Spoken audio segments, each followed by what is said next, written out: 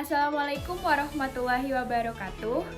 Perkenalkan, nama saya Wilda Kamalia Yusni dari kelas 23A dengan NIM 2305-126015. Pada kesempatan kali ini, saya akan menjelaskan materi tentang politik etis.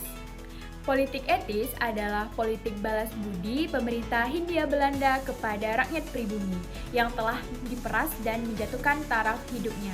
Dari gerakan inilah munculnya gerakan nasionalisme rakyat Indonesia. Latar belakang berdirinya politik etis. Setelah Ratu Belanda berpidato tentang hutang piutang moral kepada rakyat Hindia Belanda, maka ditunjuklah Hindenburg sebagai menteri jajahan dan ia melakukan penelitian tentang menurunnya kesejahteraan warga pribumi di Jawa. Dan dari penelitian ini bertujuan untuk mengetahui program apa yang sesuai untuk memperbaiki perekonomian rakyat pribumi saat itu. Nah, muncullah beberapa ide, salah satunya adalah membangun industri dan irigasi. Nah, ide tersebut mendapatkan cukup banyak perhatian dari parlemen.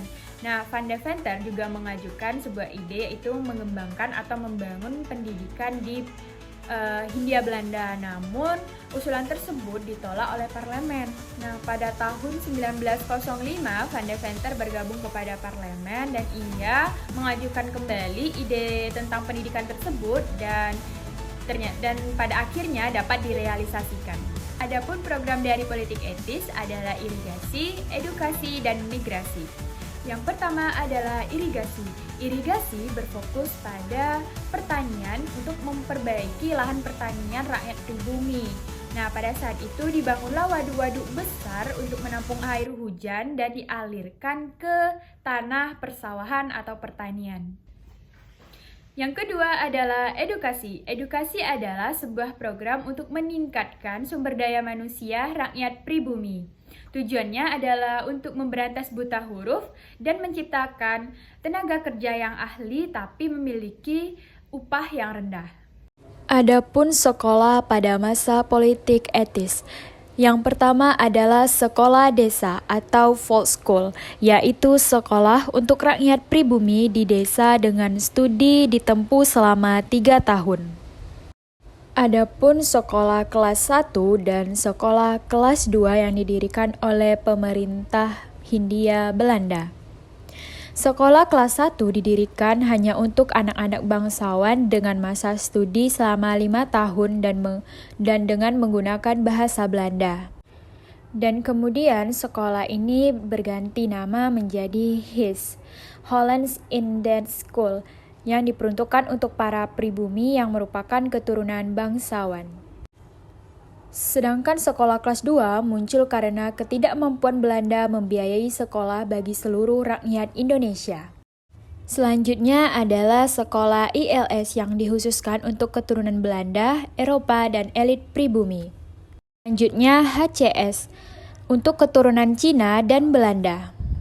Adapun sekolah untuk setara dengan SMA yaitu MULO, AMS, dan HBS. Adapun untuk jenjang perguruan tinggi yaitu STOVIA, OSVIA, dan THS. Adapun dampak positif dari politik etis yaitu pertama, peningkatan pendidikan untuk kaum pribumi. Kedua, pembangunan infrastruktur seperti irigasi dan jalan. Ketiga, program transmigrasi untuk mengurangi kepadatan penduduk. Selanjutnya, peningkatan kesejahteraan ekonomi masyarakat. Dan terakhir, meningkatkan kesadaran sosial dan politik di kalangan masyarakat. Adapun dampak negatif dari politik etis, pertama, eksploitasi sumber daya alam. Kedua, ketidakadilan sosial. Ketiga, pembangunan yang tidak merata.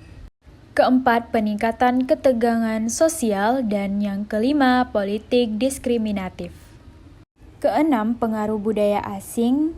Ketujuh, ketergantungan ekonomi. Dan yang terakhir, pembangunan yang terbatas.